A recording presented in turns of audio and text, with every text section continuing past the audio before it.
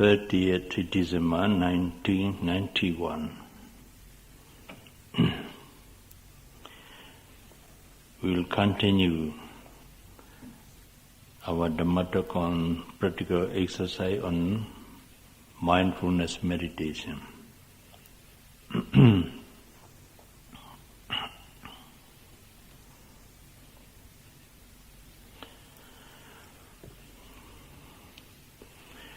When you sit for meditation,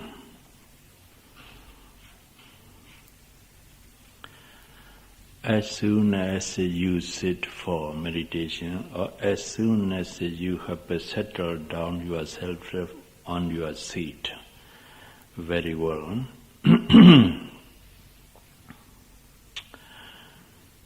you should keep your body straight, erect. The head and neck also must be kept in a straight position.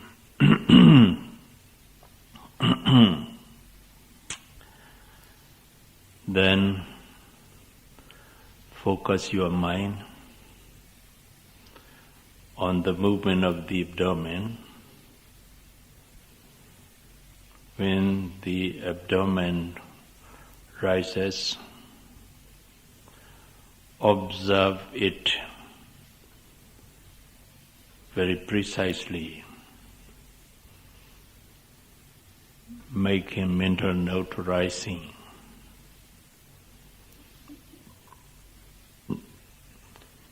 Observing here means knowing the movement of the foot. The movement of the abdomen. Very precisely and closely. Knowing and observing the movement of the rising movement of the abdomen. Make a mental note rising when it falls back. Then follow the movement of falling movement of the abdomen with your mind very closely, precisely, and note falling in this way, rising, falling. I repeat this point because some of meditators get puzzled as to be mindful of the abdominal movement. The rising movement is caused by one element, vaya dhatu. The falling movement is also caused by the wind element, vaya dhatu.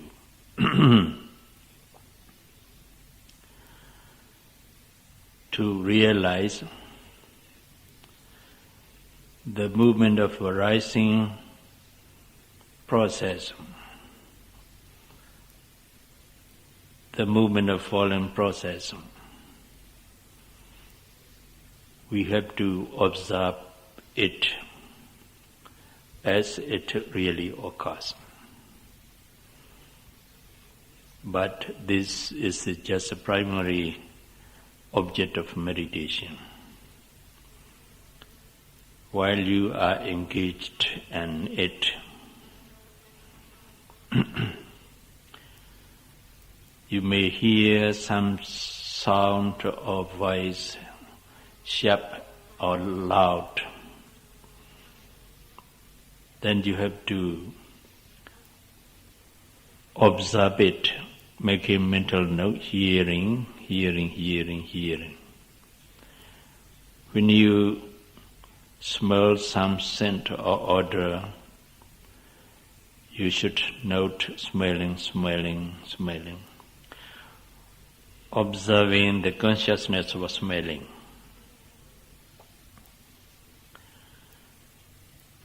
Seeing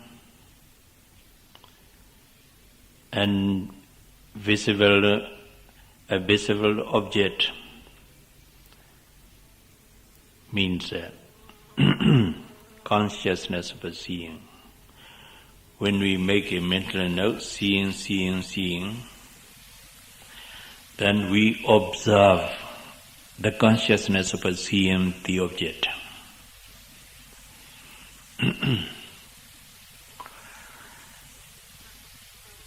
The eye doesn't see the object. The person doesn't see the object.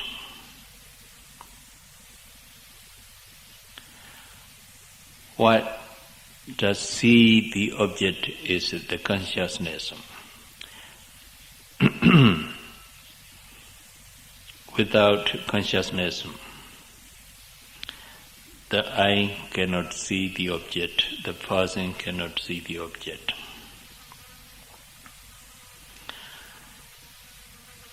Suppose we have the dead body of a person here lying down on the floor. Then we will show a piece of a paper for him to look at it. We will show the paper against his eyes. He has eyes. He's a dead person, or the dead body of a person. But he can't see the paper. His eye can't see the paper.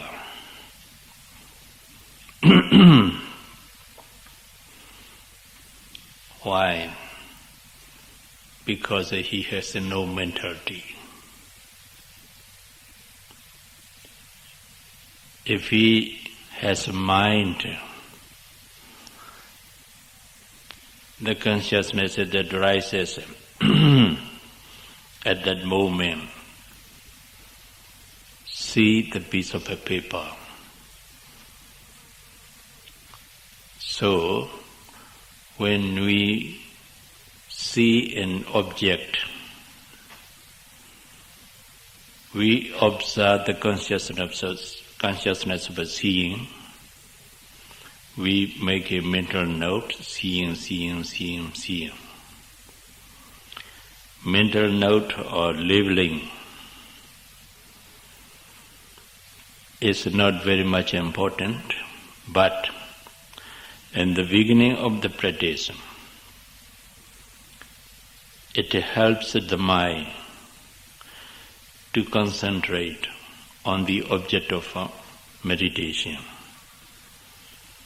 That's why we have to use it.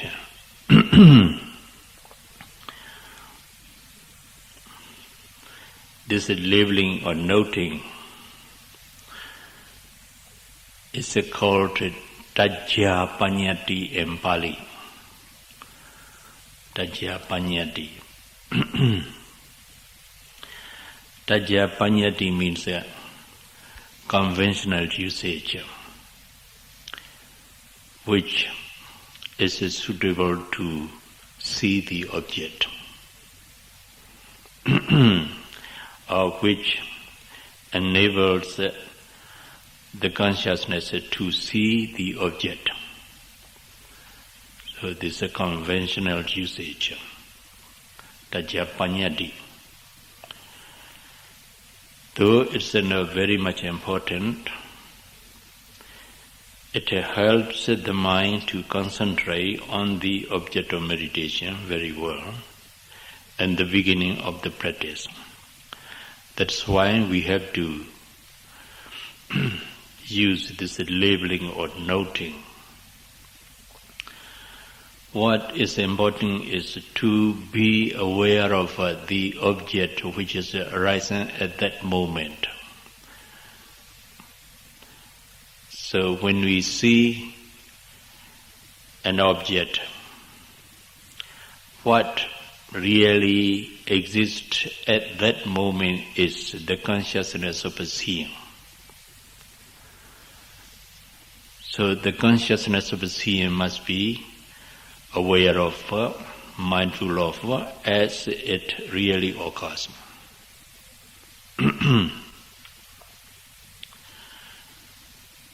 To be able to be aware of the consciousness of seeing very well, we have to make a mental note, seeing, seeing, seeing, seeing. This labeling, noting, helps the mind to concentrate on the consciousness of seeing.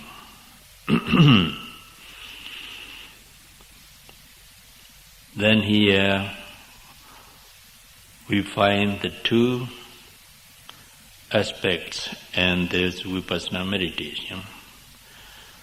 The first is knowing or being mindful of, being aware of the object as it is. The second is the labeling or the noting.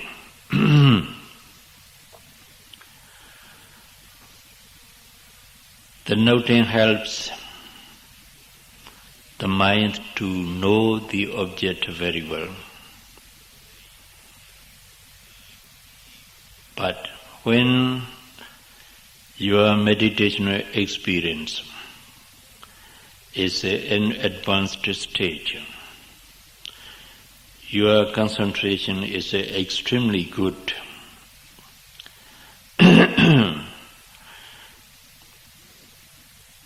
Even though you sent the mind out to any desirable object or pleasant object, the mind doesn't go out. It stays with the object of a meditation. And such a state of a concentrated mind, you need not use labeling or noting, but just be aware of the object, what is it that's arising at that moment. But sometimes we find the mind, the noting mind, without labeling or noting, doesn't stay with the object very deeply and attentively, and it doesn't penetrate into the object. Then the labeling or noting helps the mind to penetrate into the object of meditation very deeply. And such a case, labeling or noting is very much beneficial for meditator to have a deep concentration of a mind into the object of meditation.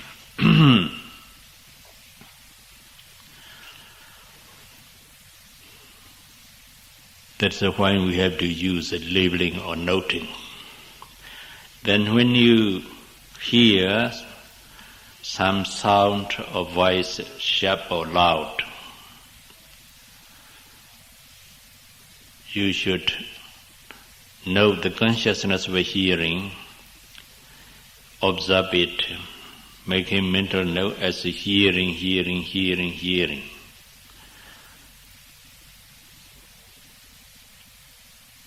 Observing the consciousness of hearing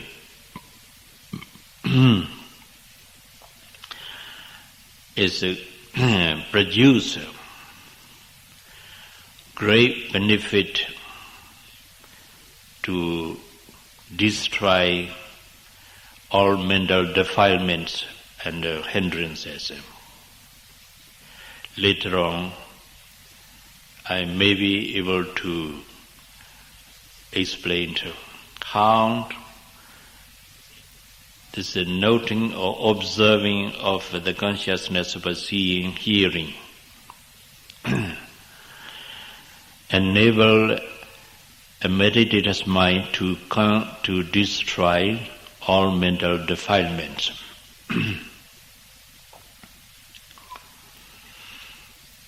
The Lord Buddha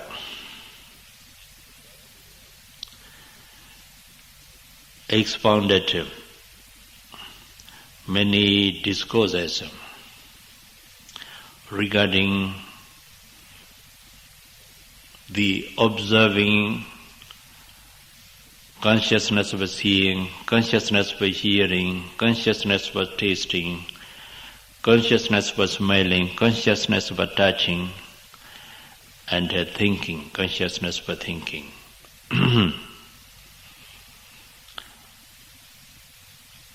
When you observe whatever you see, whatever you hear, whatever you smell, whatever you taste, whatever you touched, whatever you think about,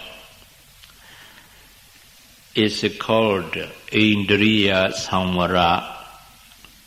Indriya Samvara. Indriya here means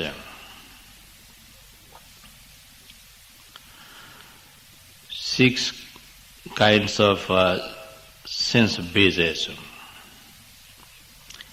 That is eye, ear, nose, tongue, body, and mind. These six are called Indriyas. Six sense bases. These six bases must be closed by being mindful of the consciousness of seeing, consciousness of hearing, consciousness of smelling, tasting, touching, and thinking. So, samvara means closing the door. Here, door means six doors. That's eye, ear, nose, tongue, body, and mind. These are known as the doors through which mental states, especially mental defilements, comes into the mind. So they are called doors, six sense doors. If you are mindful of whatever you see, whatever you hear, whatever you smell, whatever you taste, whatever you touched, whatever you think about, then these six doors are closed. None of mental defilements get into the mind through these doors, because the doors are closed.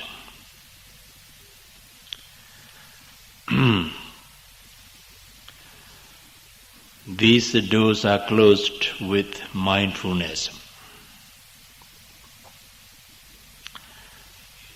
That's why you have to be mindful of whenever you see something, whenever you hear something, whenever you smell something, whenever you taste something, whenever you touch something, whenever you think about something. If the mindfulness becomes strong enough, none of our mental defilements, undesirable mental impurity cannot come into the mind through these doors. The doors are closed with the mindfulness. So, this is called Indriya Samvara. Indriya Samasa. We can say closing of 6 sense doors. By being mindful of whatever arises regarding the eye, the nose, the voice or the sound, and so on. So, when we say you must be mindful of the consciousness of seeing, when you see any object, make a mental note, seeing.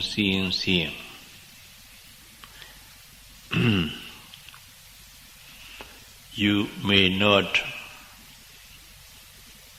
be able to understand what the purpose of this noting of the consciousness of seeing. But when you have experienced it, by being mindful of a consciousness of seeing, you come to understand how deep this awareness of consciousness of seeing is.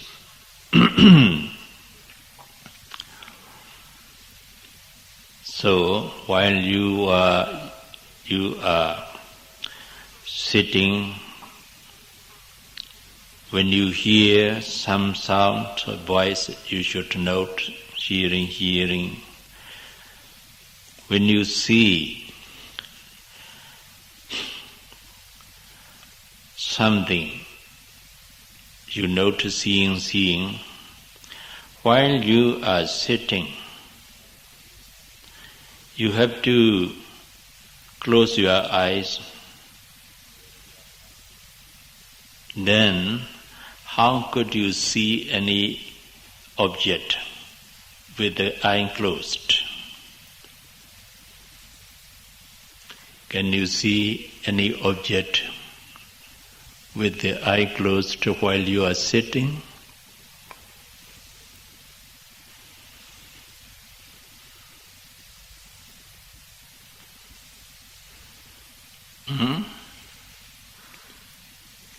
Now, please close your eyes and then look at me with the closed eye. Could you see me? No. Yes.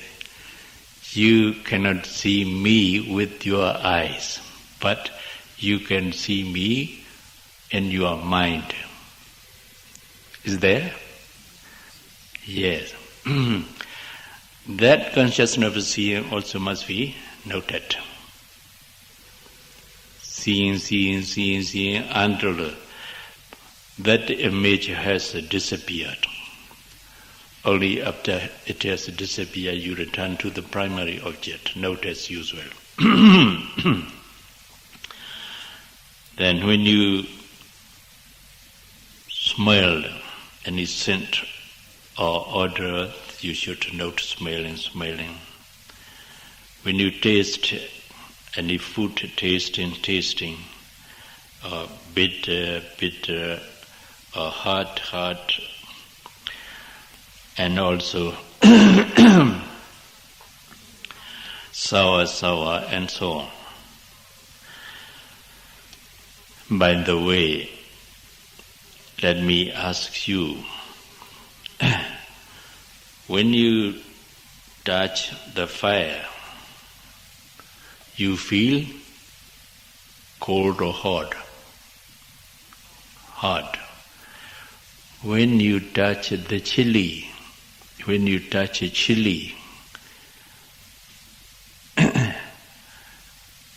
what did you feel?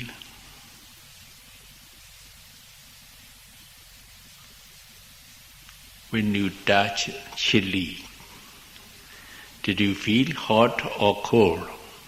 Do you feel hot or cold? No. Then when you taste it, what do you feel?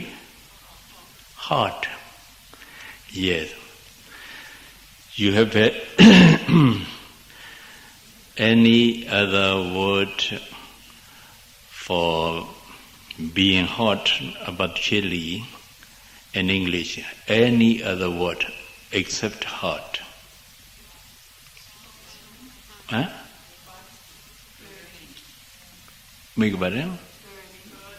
Burning. Burning is it hot, very hot. Burning. Yes. Do you think the feeling of the fire and also tasting of the chili is it the same feeling? Do you think is it the same feeling? No.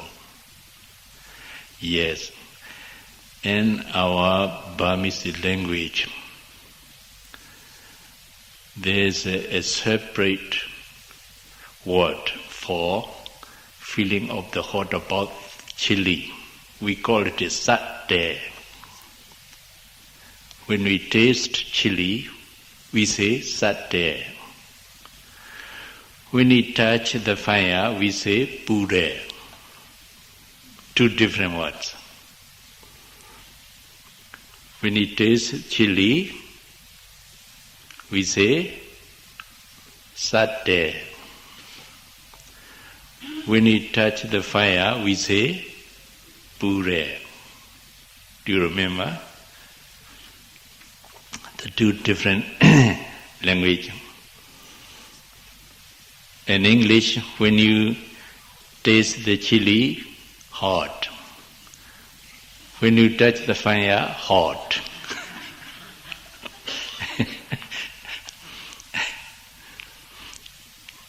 I want to know any other words except hot for chili.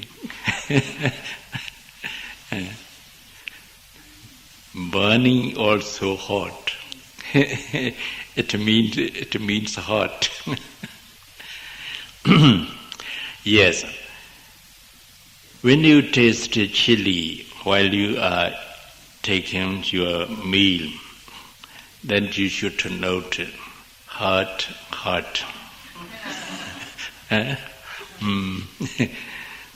So, what do you mean by that? When you taste chili, you note hot. What do you mean by noting hot? Closing of the doors. Closing of the doors. Closing of the door of a tank. And when you note hot, later on when the concentration is good enough, you doesn't have an aversion to it. You doesn't like it. You neither like it nor dislike it, because you know just a feeling of a hot. That's all. Then there's no aversion to it, no desire for it. Because there's no aversion, dosa, one of a mental defilement, doesn't come into the tongue or the mind through the door of the tongue. Then desire, lobha, doesn't come into the mind through the door of the tongue. That is the value of a noting of the taste. So it means the closing of the door. This word, Indriya Samvara, is very, very abundantly used by the Buddha in his almost all discourses, because it's very much important to close the doors. And could you close the doors?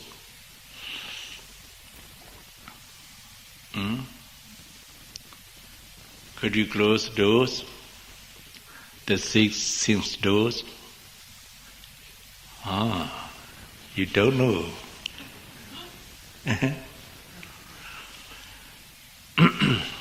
Very easy. Yes. When you see note seeing, then when you hear something, note hearing, that's the closing of the door. I think now you come to understand how to close the door. Huh? Yes. Very, very much important to close the door. If you do not close the door by being mindful of what is happening at the moment, then a great deal of mental defilements come into the mind. And the mind becomes defiled a lot. Then you become suffer. Then that's why we have to note whatever we hear, whatever we smell, whatever we taste, whatever we touch, whatever we think about. So that no defilement, mental defilement comes into the mind and make the mind defiled. But sometimes some of our yogis, though they are closing their eyes while they are sitting, they see some visual object, visible object, not in mind but with the eyes.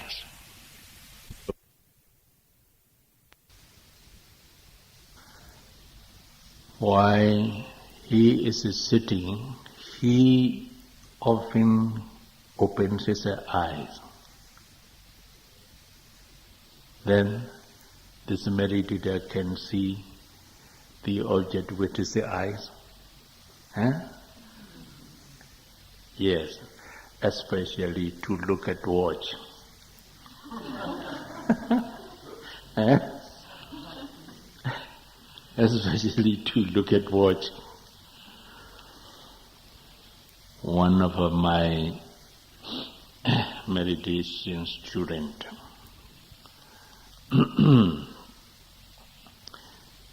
he is a monk, Westerner. He was ordained in 1979. He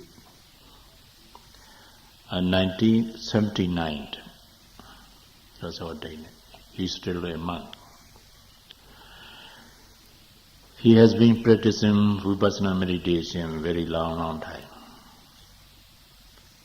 But when he sits for meditation, place a watch in front of him.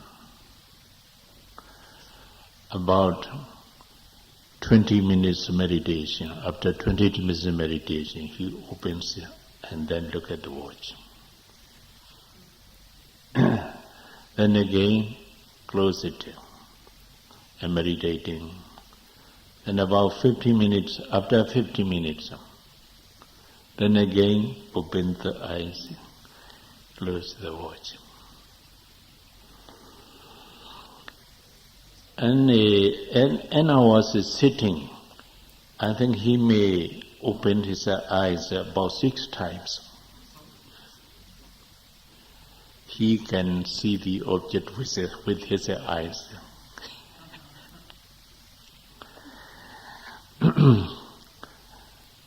How do you think?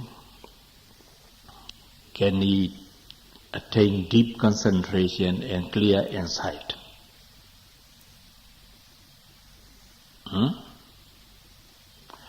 Can he attain deep concentration and clear insight? No, not at all. He has been practicing meditation many years, he hasn't attained anything. So what I mean is that, and as sitting, do not open your eyes even once.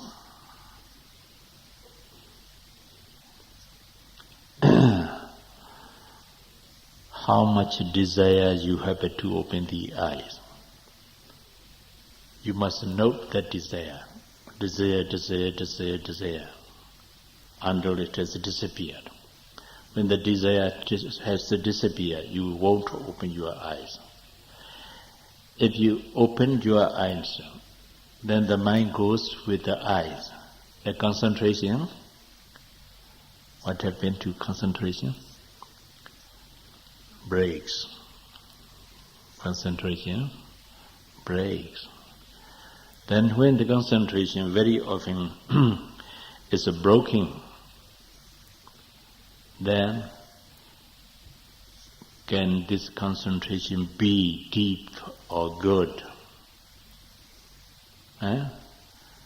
It can be deep. Then it can be good. So, do not open your eyes even once in a sitting. As long as you are in sitting posture, you must not open your eyes, close your eyes, focus the mind on any mental or physical process which is arising at the moment. Then again,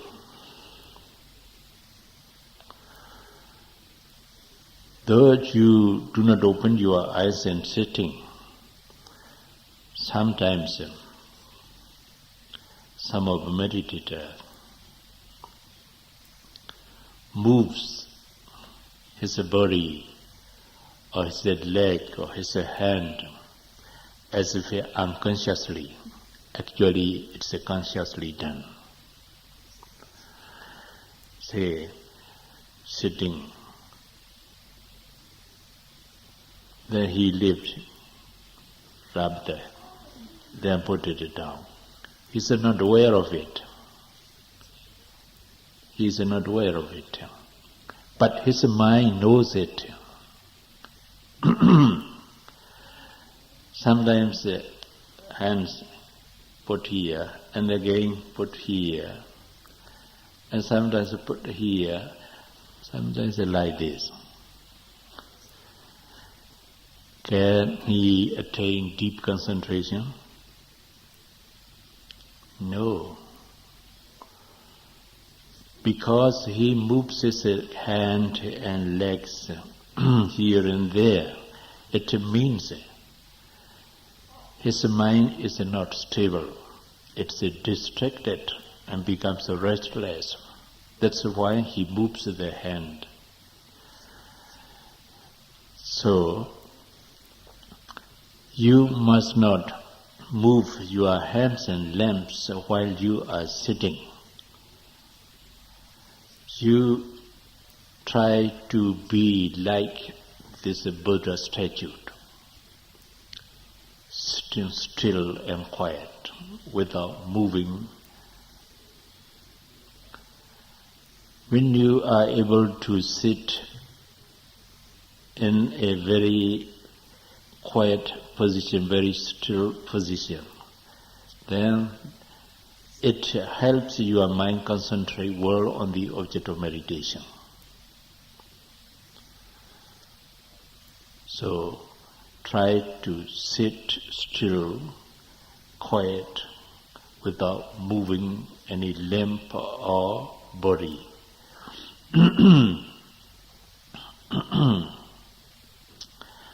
But there's an exception.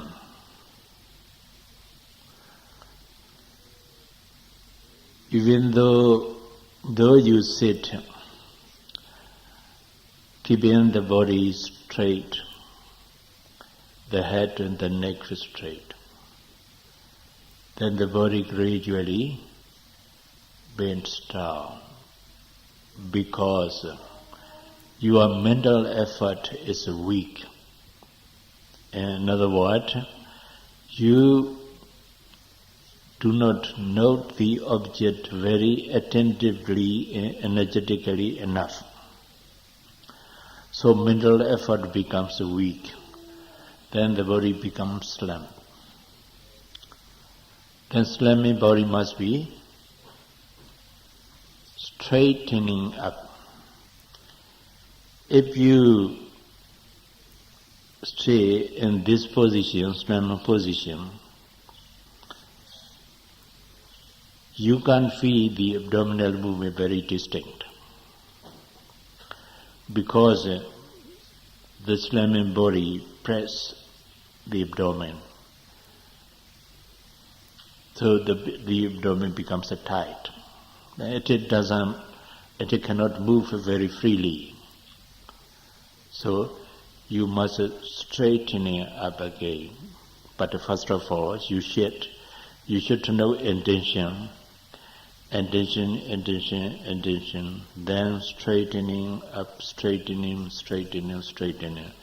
The movement of straightening must be very attentively observed. In this way, you may be able to note individual movement of straightening up when your concentration is good enough. But if your mental effort is strenuous enough to know any object of meditation, the body can be kept straight all the time. When your effort becomes weak, then the body bent down sinks and slumps. So, you should always put strenuous effort, enough effort in the noting and the practice, in the noting. Then the noting mind becomes powerful and strong, so it can keep the body straight. So you should be careful that. If you are able to sit 45 minutes or 1 hour without changing position, you should not change the position after an hour's time. If you are not able to sit at least 40 or 45 minutes without changing position, if you feel the pain becomes unbearable, if you feel the pain unbearable, then you can change once in a sitting, only once. Then you must not change the position unmindfully. The changing acts must be observed very attentively and more detail. Say, when you want to change the position, first of all note intention. Then you will move the legs, then moving. And you will move another leg moving. And this way you have to observe all actions and movements involved in the act of changing position. After you have settled down again on your seat, then you should continue to note rising, falling, and so on. After 10 minutes meditation, if you feel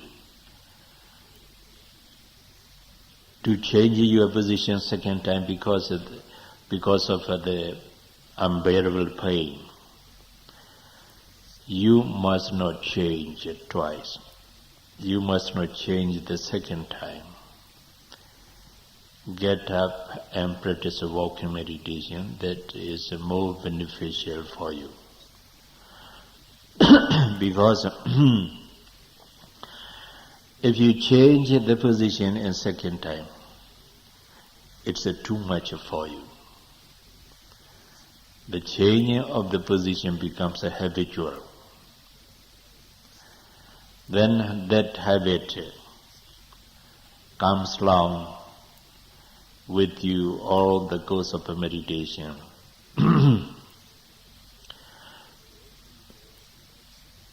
Though you don't have any painful sensation, unpleasant physical sensation, because your meditational experience is an advanced stage. An advanced stage. You feel desire or tendency to change a position because of that bad habit of a changing position. Then you unconsciously change the position at that time. Then the concentration breaks. So, do not change position second time. But even once, it's better not to change even once in a sitting.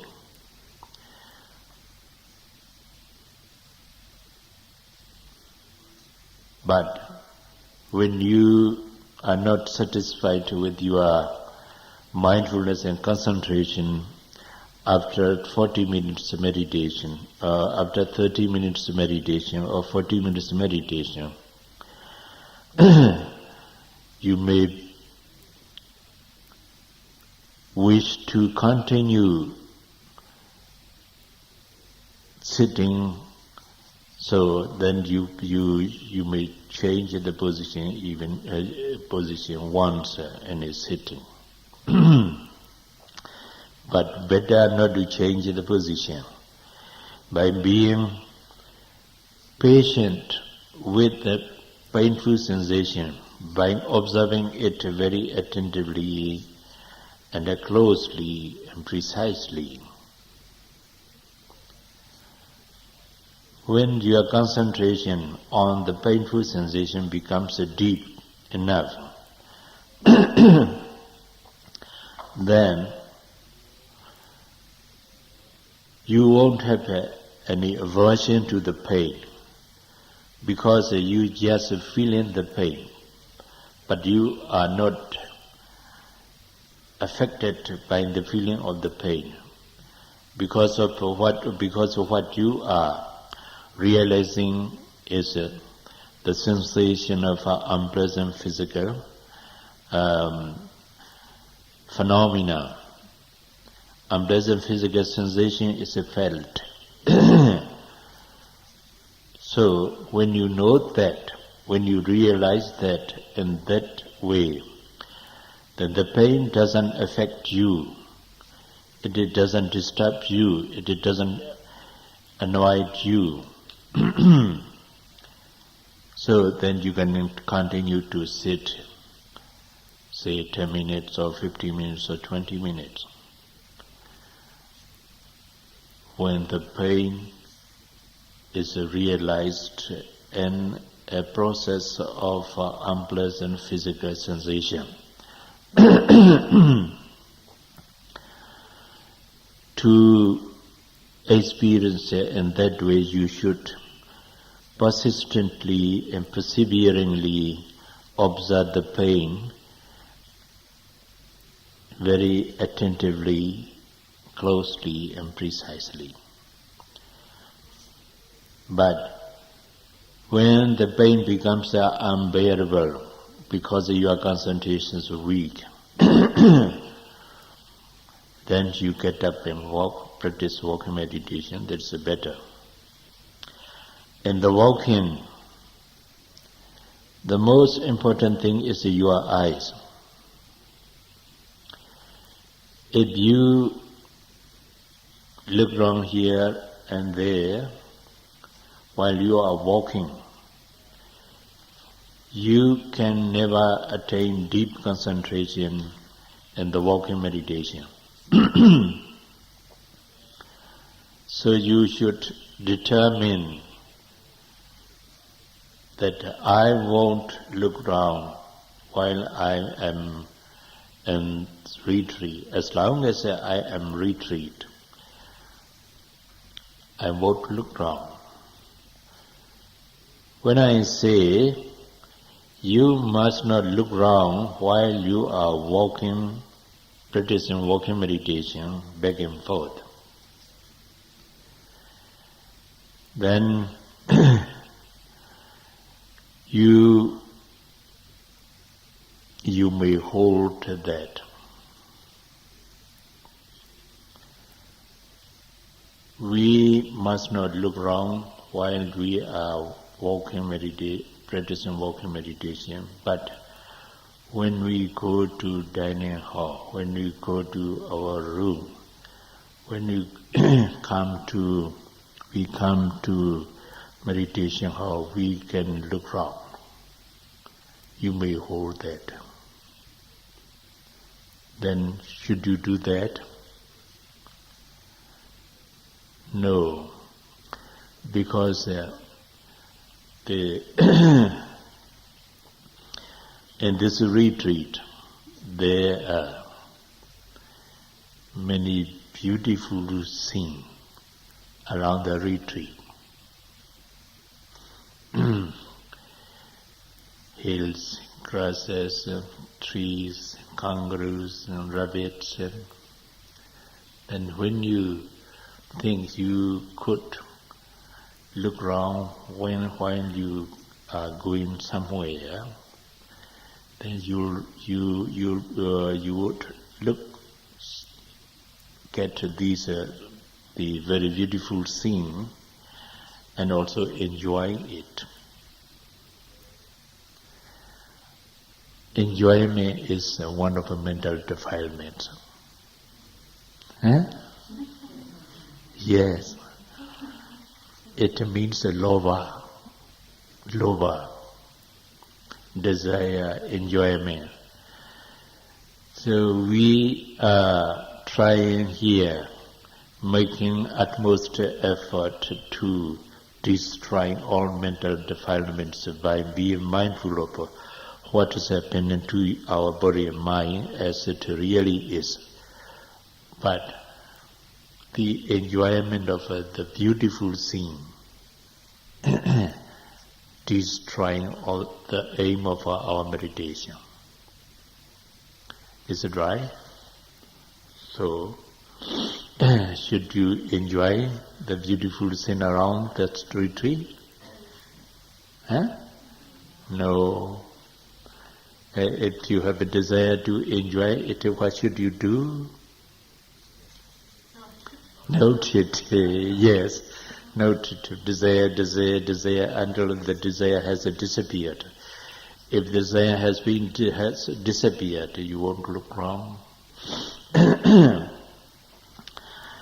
So, in the walking meditation, in the beginning of the practice, you should note left and right about 10 minutes. It means when you moves left foot, the movement of left foot must be noted, making mental note left. When you move the right foot forward, the movement of right foot must be noted as right, left, right, left, right. Noting is just helping the mind to concentrate on the movement of the foot. What's important is knowing the movement, being aware of the movement, being mindful of the movement is the important. So, observing the movement of the foot, note left, right, about 10 minutes. And then, after 10 minutes noting, you should note one more object, lifting, dropping. When you lift the foot, observe it,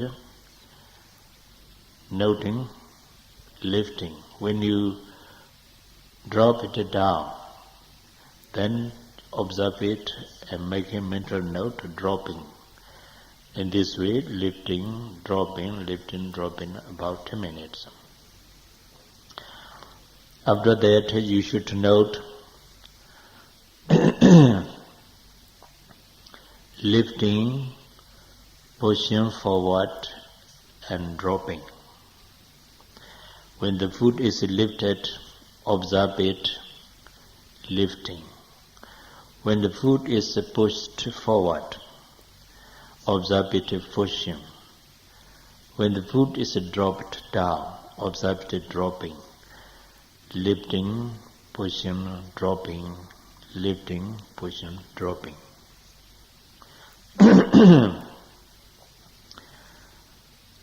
Three parts of a step must be noted, must be observed. Said about 20 minutes. After that, note lifting, pushing, dropping, touching, pressing. When the foot is dropped, no dropping. When the foot touches the ground or the floor, touching. When you press the front foot to lift the other foot, then no pressing. After you have noted pressing, then you will have to note lifting. That's the very beginning of a lifting movement of the foot, the other foot, lifting. Lifting, pushing, dropping, touching, pressing, until the end of walking meditation. In this way, when you are able to note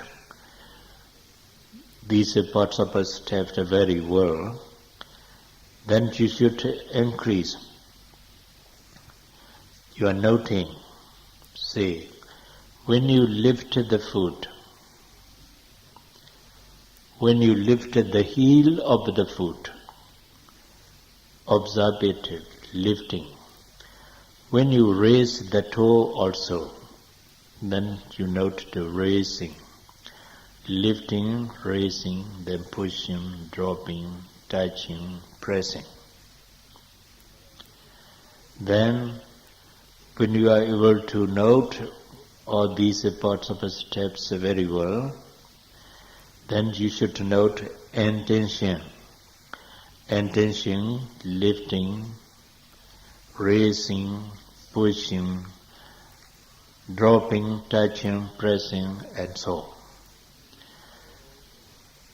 But you know yourself whether you are able to know all these parts of the steps very well. It depends on you. If you have to strain too much to be able to know all these parts of the steps, it's not correct. It's not right. You mustn't do that. You must reduce the objects. Say lifting, pushing, dropping, touching. That's all. It depends on you.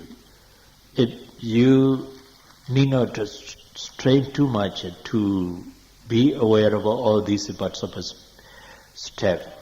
Then you should do it. There also you can note intention lifting, intention raising, intention pushing, intention dropping, touching, intention pressing. Noting the intention before every movement. If you find the intention, note it. If you do not find it, you do not note it. But you have to slow down. Your stepping should be very, very slow so that you can note all these intentions before every action. In the same way,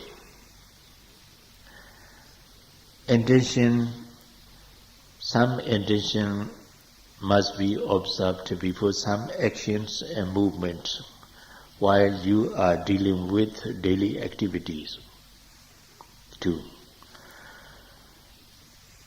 We have to observe the intention so that we can realize how this intention is related to the movement. In other words, to realize the relationship between the intention and the movement or the action that follows it. It's also very much important to realize this relationship. This relationship can destroy the idea of a person, a being, and atta. So by realizing the relationship between the intention and the action or movements that follows it, you can destroy personal nature or the idea of a person, a being, individual, and so on. That's why we have to observe the intention too. As you know, the principle of vipassana meditation is to be mindful of, to be aware of what is happening to your body and mind as it really occurs. That's the principle. So, there's no mental states, no mental process, a physical process, which must not be observed, which must not be mindful of, as it is.